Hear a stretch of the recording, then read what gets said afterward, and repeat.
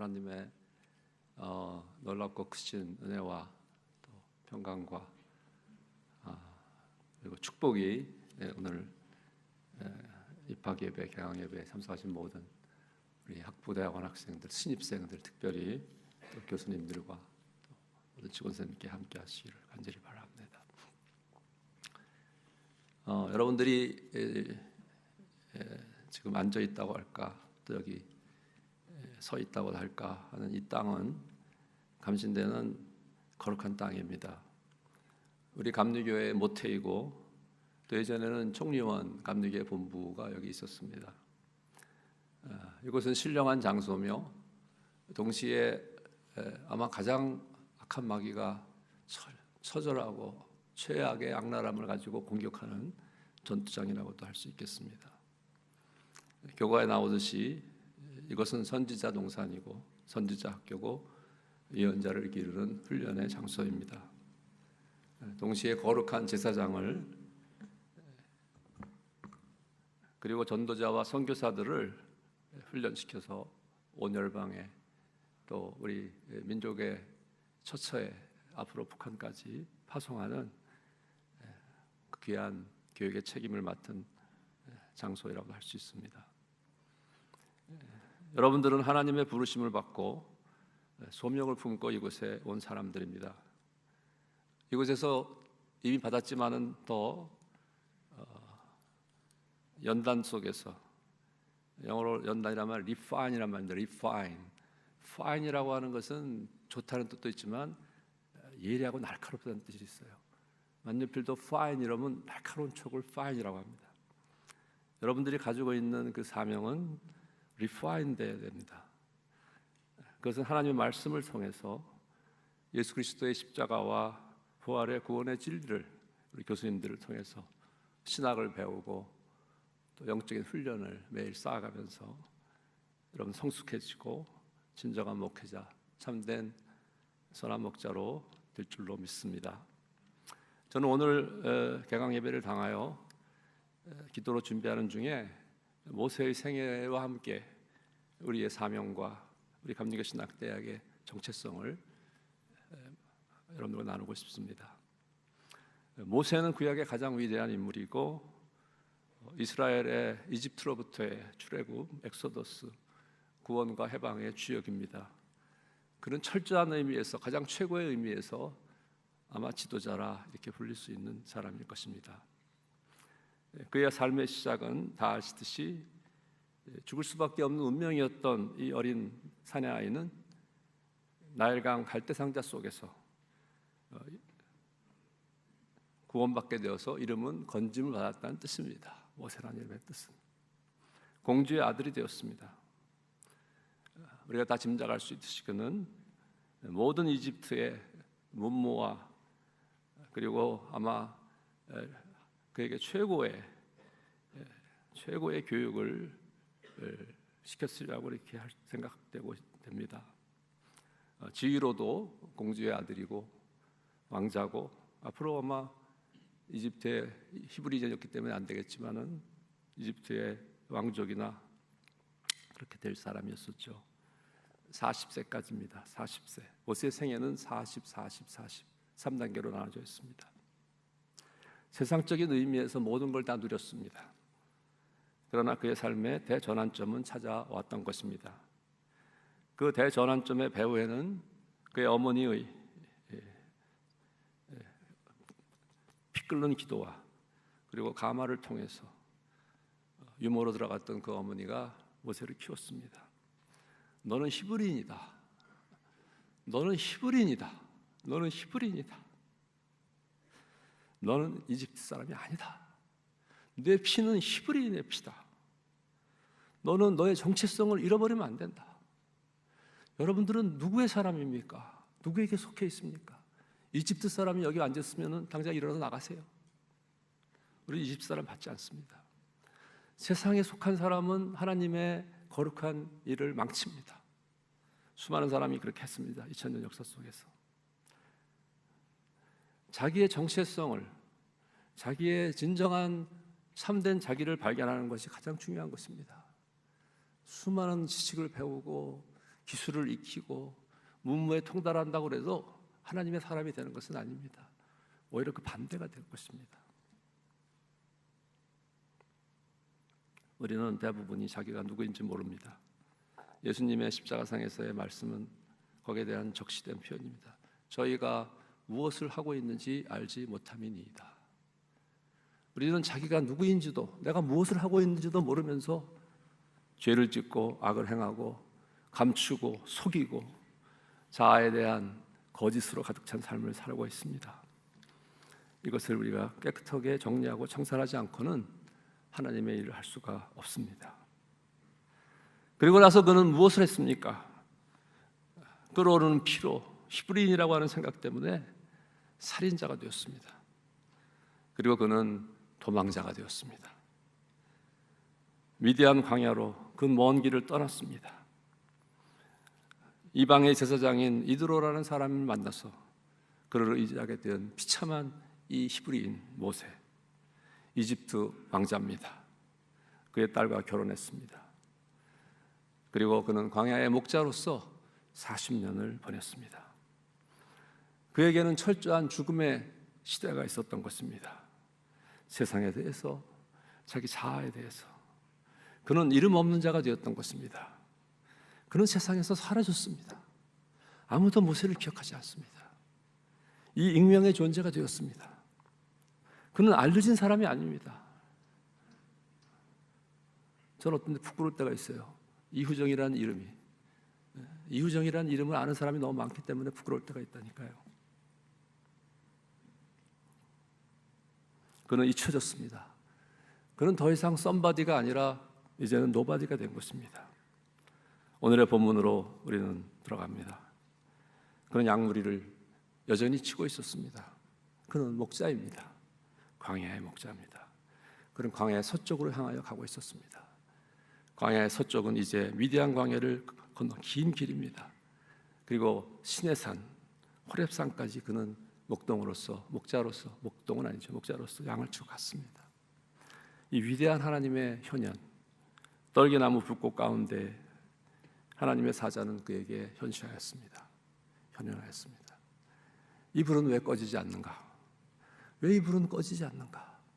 모든 불은 다 꺼지는데, 불타버리는데 왜 이 사라지지 않는 불이 있는가? 세상의 모든 것 다 사라지는데 어제는 그렇게 아름답고 위대하고 꽃이 얼마나 아름답습니까? 이제 봄이 되면 우리 동산에 진달래 철쭉이 피고 막 이제 모란이 피고 그런단 말이죠. 목단 저기 다 사라져요. 꽃은 지고 풀은 마르고 다 사라집니다. 다 사라집니다. 사라지지 않는 것이 있습니다. 그것이 꺼지지 않는, 꺼질 수 없는 하나님의 불입니다. 여러분들 마음에 그 불이 불타기를 간절히 축원합니다. 참 기이하다. strange. 영어 성경에는 strange, spectacle. 여러분들의 위대한 아버지인 존 웨슬리는 1738년 5월 24일에 모라비안 집회에 가서 I felt my heart strangely warmed라고 하는 경험을 했습니다. strangely warmed. 이 strange라고 하는 게 도대체 뭔가? 이 strange. 이 기이한 이 광경은 무엇일까? 이성을 초월하고 자연을 초월하는 이 신비와 신비 속에서 그는 하나님을 마주하게 했습니다. 하나님의 프레젠스가 있었던 것입니다. 그가 보려고 했을 때 하나님이 그를 보셨습니다. 이 봄과 봄이 만나는 순간, 그 순간이 여러분들의 사명의 순간인 것입니다. 그리고 그를 부르셨습니다. 왜 한 번만 부르지 않고 두 번을 불렀을까요? 아니면 왜 세 번이 아닐까요? 제가 이스라엘에서 2007년에 성지순례 갔을 때 우리 교수님들과 다 같이 가서 제가 교무처장이었기 때문에 방을 혼자 썼어요. 예루살렘에 있는 그랜드 코트 호텔에서 제가 밤에 12시에 자정이 다 왔는데 제가 무릎 꿇고서 다른 교수들 다 자고 있었겠어요. 뭐 깨어있는 교수도 있을지 모르죠. 이 중에 그분들 많이 다 은퇴했습니다만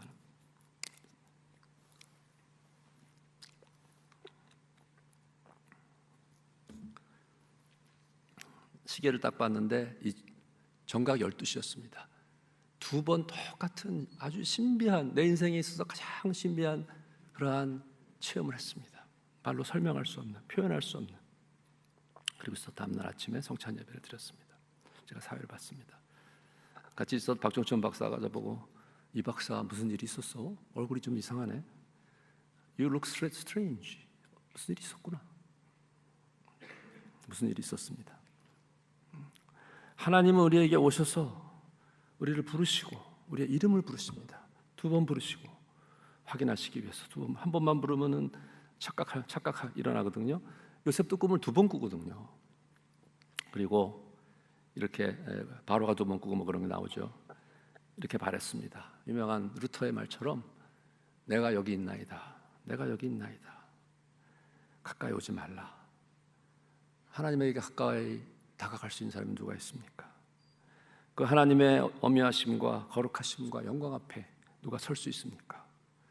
그 하나님을 두려워하지 않는 인간들은 하나님을 모독하고 우상을 숭배하면서 역사를 어떻게 했습니다. 그러나 하나님의 사람은 죄인으로서 하나님 앞에 설 수밖에 없습니다. 그는 살인자고 이름이 없어진 자고 40년 광야의 미디안 광야의 목자인 것입니다.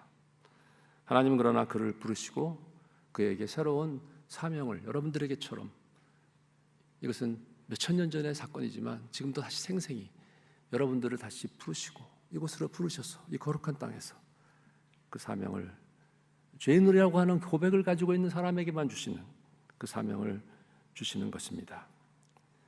마지막으로 본문에 보면 네 발에서 신을 벗어라. 모세는 과연 어떠한 신을 신고 있었을까요? 신은 그 사람의 또 하나의 정체성이 될 것입니다. 내 과거의 신을 벗어라. 도망자로서, 그러나 그 이제는 애굽의 영화로운 40년의 이집트의 왕자로서의 내 신이 어떤 신이었는가? 내 과거의 생활을 다 한번 쫙 80년의 생애를 한번 돌이켜보아라. 그리고 그 신을 지금 벗어라. 더 이상 그 신은 의미가 없다. 과거에 뭐 했다는 사람들이 있죠. 나 과거에 한번 한 거 있다. 과거에 뭘 얼마나 했습니까? 과거를 다 들춰보세요. 여러분들 과거에 뭐 좋은 것만 있습니까? 죄 지은 거 많고, 그리고 또 하나님이 여러분들에게 은혜 주셔서 회개하고 보혈로 새롭게 되고 하나님의 부르심 받아서 이 거룩한 땅에 여러분들이 이곳까지 왔다는 것이 얼마나 놀라운 일입니까? 그는 거룩한 땅에 서게 되었고 들어서게 되었습니다. 그리고 신을 벗었습니다. 하나님의 산에 그는 올라서 하나님의 뜻을 알게 되었고 하나님의 음성을 듣게 그는 새로운 사람이 된 것입니다. 여러분들에게는 지금 다른 것이 필요하지 않습니다. 우리 교수님들을 통해서 수없이 좋은 지식을 배우고 또 경건훈련도 받고 그리고 실천적인 사명도 더 여러분들이 파인하겠지만, 그래도 우리가 모세를 통해서 배우는 것은 우리가 과거를 잊어야 된다는 것입니다. 그에게 새로운 사명이 주어졌습니다. 내가 이스라엘 백성의 그 고통, 간고, 그 부르짖음을, 그 고난을 내가 들었다. 내가 누구를 보내야 되는데 내가 누구를 보내겠냐? 내가 왜 그 노예 중에서 한 사람을 선택하지 않고 이집트 왕자 40년, 미디안 광야에서 목자 생활 40년 한 너 모세, 왜 너를 부르느냐? 여러분들이 한번 깊이 이 시간 묵상해 보시기 바랍니다. 너를 이제 보내서 이스라엘을, 히브리인들을 젖과 꿀이 흐르는 땅, 아름답고 광대한 땅으로 인도해낼 것이다. 너는 이제 인도자가 되고 지도자가 되어야 된다. 여태까지는 따라다녔느냐? 여태까지는 이제 이름도 지워진 무명의 존재가 되었느냐? 이제 그러나 너는 이름이 모세고 구원자고 건져냄을 받았으니까 이제 너도 건져란 말이죠. 지도자의 사명을 너에게 주노라. 이렇게 오늘 하나님 여러분들에게 말씀하십니다. 여기에 대해서 어떤 사람은 아멘하고 자신만만하게 그렇죠, 나죠, 내가 얼마나 잘났습니까? 내가 얼마나 이렇게 사명이 충만합니까? 하는 그런 착각과 딜루전에 빠질 수도 있을 겁니다. 성경을 잘 읽어보시면 모세는 철저히 자신이 부적격자임을 하나님 앞에 고백하고 있습니다. 나는 말도 잘하는 사람이 아닙니다. 나는 이미 잊혀진 사람입니다. 나는 살인자입니다. 비천한 광야의 목자인 모세를 왜 하나님은 부르셨을까? 그것은 모세는 겸손하게 철저히 낮아졌기 때문에, 하나님이 누구이신지 알았기 때문에, 자기를 의존할 수 있는 것은 아무것도 없다는 것을 그는 뼈저리게 뼈 골수까지 가슴이 터지도록 깨달았기 때문에 그 사명을 받게 되는 것입니다. 낮아져서, 그리스도께서 그런 것처럼 낮아져서 겸손하게 철저히 하나님만 바라보는 자에게 하나님은 하나님의 일을 맡기시고, 오직 하나님의 손에 붙들려 하나님의 말씀과 그 뜻을 대언할 수 있는 자를 이 시대는 간절히 찾고 있는 것입니다. 지난 주일에 제가 집에서 기도하면서 교회 가서 예배를 드리고 왔는데, 담임 목사가 제자이지만 열심히 설교를 준비해가지고 빌립보서 3장 7절 이하에 있는 말씀을 설교를 했어요. 은혜를 많이 받고 악수하고 나왔습니다, 담임 목사하고. 그리고 집에 올 때까지 계속 그 말씀이 울려옵니다. 3장 7절 이하 7절, 무엇이든지, 바울의 편지입니다. 마지막으로, 무엇이든지 내게 유익하던 것을 내가 그리스도를 위하여 다 해로 손해로 여길 뿐더러 8절, 또한 모든 것을 해로 여김은 내 주 그리스도 예수를 아는 지식이 가장 고상함을 인함이라. 헬라어로는 토 슈페라콘 테스 그노스테우스 크리스투, 헬라어를 안 하니까 잘 모르겠어요. 예수, 우리 헬라어 능통하신 교수님 많은데 그래도 헬라어를 한번 찾아봤어요. 투 큐리오. 여러분들 이 슈페라콘 이것에서 슈피레가 나오는지 몰랐지만 가장 탁월한, 가장 고상한, 가장 최고의 지식, 그리스도를 아는 내가 최고의 지식, 가장 고상한 이 지식으로 인하여 나는 모든 다른 것을 배설물로 여긴다. 스퀴발라, 배설물. 영어 성경에는 이거 갖다가 rubbish, refuse라고 번역했어요. 덩이라고 번역하기 싫어서 아마 그렇게 했는지 모르겠어요. 어떤 성경은 덩이라고 번역했습니다. 덩은 똥입니다. 내가 이것을 배설물과 같이 여긴다. 여러분들이 과거에 대해서 가지고 있었던 것이 무엇입니까? 과연 사도 바울과 같이 이 위대한 지식인, 그 시대의 최고의 학자, 그리고 가장 좋은 가문에서 아마 모세처럼 이스라엘인 중에 이스라엘이었던 바울은 왜 빌립보서에서 이렇게 오늘 고백할 수밖에 없습니까? 내가 그리스도를 위하여 모든 것을 잃어버리고 해로 여기고 손해로 여기고 배설물로 여긴다. 배설물로. 여러분들 이런 경험이 있었습니까? 아니면 지금 원합니까? 신학대학에 왜 왔습니까? 그것은 여러분들이 이 사도 바울이 말씀하는 것처럼 그리스도를 얻기 위해서, 그리고 그리스도 안에서 발견되려 함이라. 내가 발견하는 것이 아니라, 여러분들은 많은 디스커버리의 시대를 살고 있어요. 이것도 발견하고 저것도 발견하고 과학은 무진장으로 발견합니다. 새로운 세계를. 그런데 그걸 역전으로, 역으로 생각해서 발견되는 게 중요한 거지 발견하는 게 다가 아니에요. 왜냐하면 나 자신이 발견되지 않는데 발견만 많이 하면 뭐합니까? 인간성은 이렇게 썩어가고 똥과 같이 되어가고 문드러지고 앉아있는데, 이 타락한 시대에, 이 음란한 시대에 여러분들이 뭘 얼마나 더 발견하겠다는 겁니까? 아니면 발견되려 함이니 그리스도를 얻고 그리스도 안에서 발견되려고 하기 위하기 때문에 나는 모든 것을 잃어버리고 배설물로 여기는 것이다. 위대한 고백입니다. 저는 지난 주일에 이 말씀을 묵상하면서 여러분들과 나누고 싶었습니다. 여러분들의 인생에 지금 이 시점은 어떠한 시점인가? 거룩한 땅에 서려고 이곳에 왔는가? 거룩한 산에 올라가서 여러분들도 하나님의 음성을 듣고 그 두려운 현존 앞에서 여러분들의 삶의 모든 것을 쓰레기같이 여기고 배설물로 여기고 여러분들의 과거의 신을 다 벗어버리고 이제 하나님이 신겨주시는 새 신을 신고, 우리나라 옛날 노래에 새 신을 신고 뛰어보자 활짝이라는 게 있어요. 우리 젊은 사람들은 아마 모를 거야. 나이 드신 분들만 알지. 새로운 신을 신고 여러분들 과연 눈에 보입니까? 하나님이 주신 새로운 사명과 아까 우리 임진수 교수님 기도할 때 참 은혜가 됐는데 새로운 사명을 여러분 주시기 위해서 모세와 같이 여러분들을 부르셨다면 그 부르심을 듣고 하나님 앞에 고요한 시간을 찾아가서 산에 올라가서 또 성전의 골방에 들어가서 기도하시고 여러분들 눈앞을 보지 마세요. 눈앞에 뭐가 대단한 게 있습니까? 저 먼 곳을 보세요. 여러분들을 부르고 있는 하나님의 계획과 하나님의 섭리와 예정을 보세요. 그럼 거기에 분명히 하나님이 여러분들에서 쓰실 그런 분명한 계획이 분명히 보일 거예요. 눈앞에만 보는 사람은 하나님이 기뻐하시지 않습니다. 여러분들 눈앞에 보고 싸움이나 하고 서로 죽이려고 하지 마시고 저 멀리 보세요. 멀리.